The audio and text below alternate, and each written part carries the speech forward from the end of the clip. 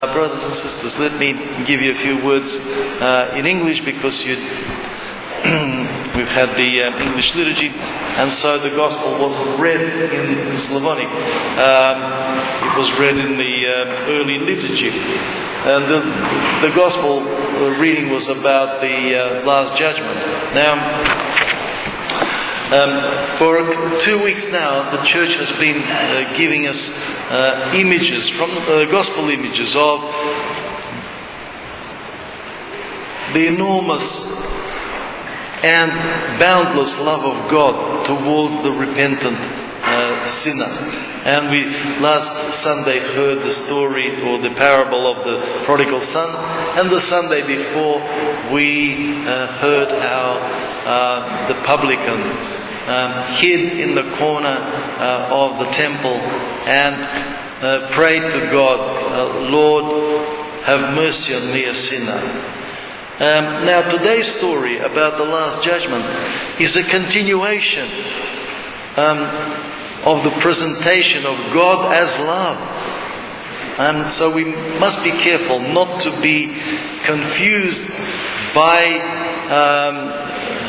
quite a strong cultural image of God that persists in the secular world, that He is some sort of a terrifying being who has a set of rules, and if you don't keep that set of rules, He's going to get you. Right? That's, as I said before, a blasphemous view of God, because God is love and love only. The thing is to understand that while the historical time continues, every one of us is going to be given a full opportunity to determine what we want. Whether we want a personal relationship with God through Christ, which is open to us as the path of salvation, or if we prefer to looking inward only towards our selfishness, and so block out any kind of love for anybody else, whether it's God or our neighbour, and even a proper love for ourselves, as I'll mention in a minute.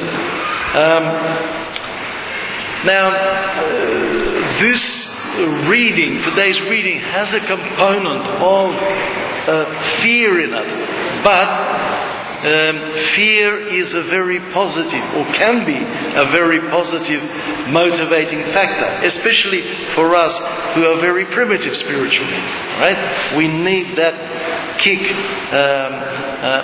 sometimes, and maybe regularly, to keep us on the straight and narrow. Because we also need to remember that now God hides from us, but when we face Him, His overwhelming majesty is something else. And I've told you the story of St. John the Divine, the theologian, the beloved disciple of Christ, who, in writing the book of Revelation, when he saw the divine person of the Son of God, whom he knew as the teacher, he fell down in fear because of His majesty. Now, out to us for us to imagine, because we've got this democratic palsy-walsy culture, and to understand what this concept of majesty is about, it doesn't compute very much. But I've also told you this, a more recent 20th century story of Saint Nicholas, Archbishop Nicholas Velimirovich, how he was in the death camp, and twice he prayed to be taken out of there for God to take his soul. And when he faced God, he couldn't stand His majesty, the majestic power of God. and he said, God, it was terrible down there, but look, it was easier. Send me back. He wasn't yet ready. So that's we have to not be lazy and work constantly at growing in love. That's what we need to do. And the Lord shows in this story, in this reading, it's like a parable to it. It says the righteous ones are the ones who have shown love to their neighbor. Feeding and clothing and giving people to drink and visiting them when they're sick, in jails, etc., etc. Very clear message about compassion, and the presence of God within us as love.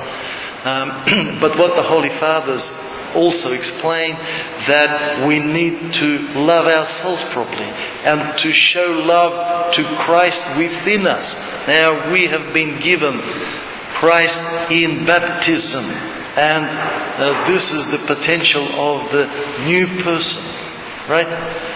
But the efforts we have to make in this life is about feeding and clothing and giving and visiting this person, so that we don't just live by passion and instinct like animals, but we live consciously and we work at growing the inner person within us, so that we can repeat together with St. Paul, it is no longer I who am living, but Christ lives within me. Doesn't mean that my personhood is somehow subsumed by Christ. No. Our personhood flowers on this path. We truly become human beings. But we need to make constant effort. And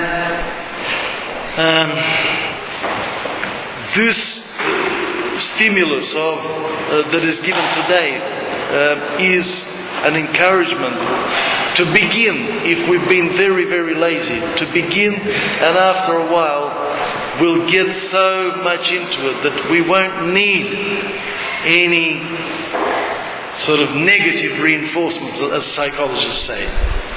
We will do everything for God and for our soul, not because we fear God, but because we love Him. Amen.